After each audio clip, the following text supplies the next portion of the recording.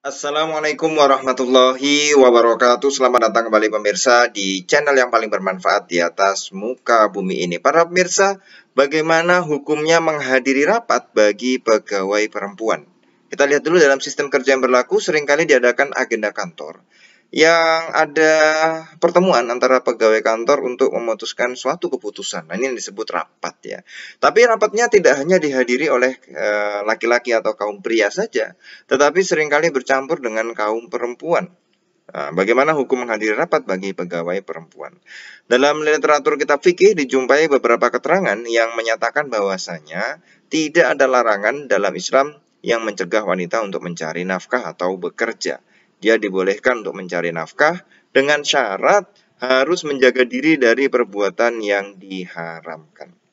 Kalau kita lihat dalam kitab Adab Hayat Zaujiyah halaman 163, ya, tidak ada dalam Islam perkara yang mencegah para wanita untuk menjadi pedagang, dokter, pengajar, ya, atau pekerja pada pekerjaan apapun untuk memperoleh rezeki yang halal.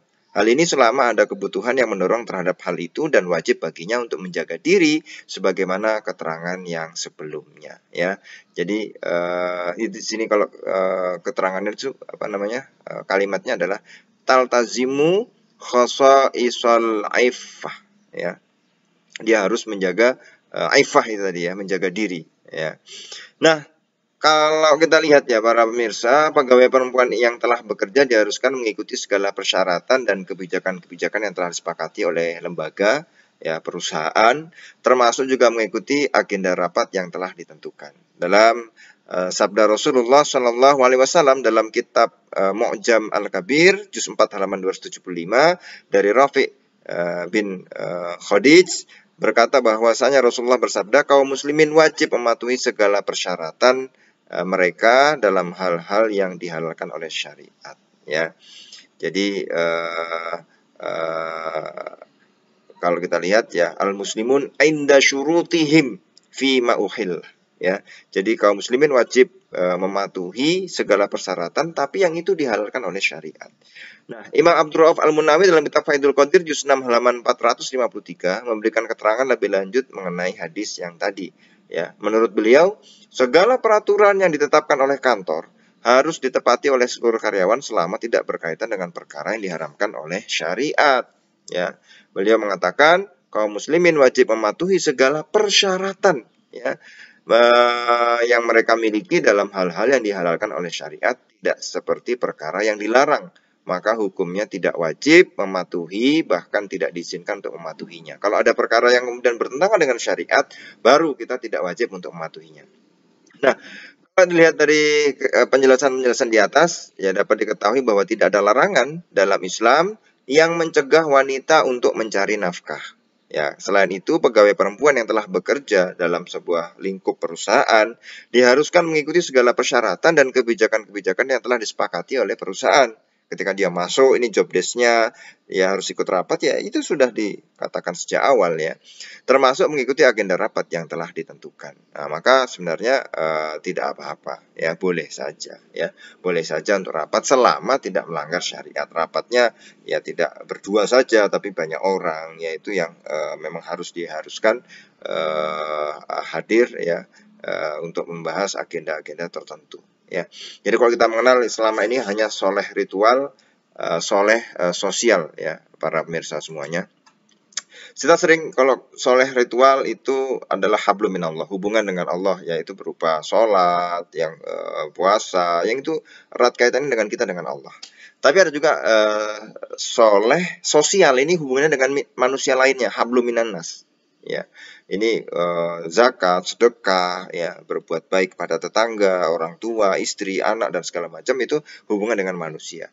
Tapi kita harus tambahkan satu lagi, ya, soleh profesional. Artinya apa ini? Ya, artinya ketika seorang bekerja itu ada persyaratan-persyaratan yang harus dia jalani. Ya, itu memang ya sudah harus diikuti selama ketentuan-ketentuan yang ada di lembaga, ketentuan yang ada di perusahaan tidak melanggar bertentangan dengan syariat itu sendiri. ya kan. Setiap karyawan kalau masuk ada job desk-nya dan segala macam itu kan bisa dilihat, ya. Dalam perjalanannya kalau memang melanggar syariat ya kita harus menolak, ya, keluar gitu ya. Nah, ini yang seringkali salah dipahami para pemirsa. Misalnya gini, di dalam kantor ya masuk kerja jam 7 sampai jam 4 sore. Dia tidak boleh ya mengerjakan hal-hal yang bukan kewenangannya di kantor misalnya, di perusahaan. Termasuk misalnya dia mencuri-curi waktu nih untuk sholat duha di kantor, padahal kantornya tidak membolehkan. Ya dia sholat duha itu soleh apa? Soleh ritual, ya. Tetapi dia tidak soleh profesional, ya. Loh, jadi kita perusahaan ini tidak mengakomodir ibadahnya pekaryawan. Nah, sholat duha kan sunnah.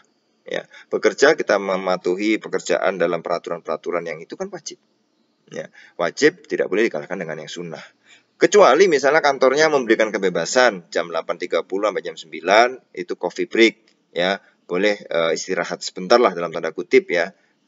Dari jam 7 udah mulai ya, jam setengah 9 sampai jam 9 mungkin yang belum sarapan silakan sarapan, yang mau coffee break, yang mau sholat silahkan, itu kayak jam istirahat kayak sekolah gitu misalnya. Ada perusahaan membolehkan itu ya, kita sholat duha di waktu itu ya boleh, tidak masalah.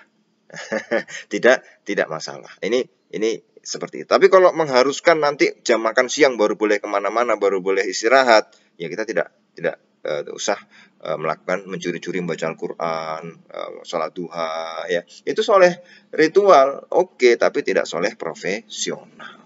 Maka umat Islam ya harus menunjukkan bahwa dia bisa profesional.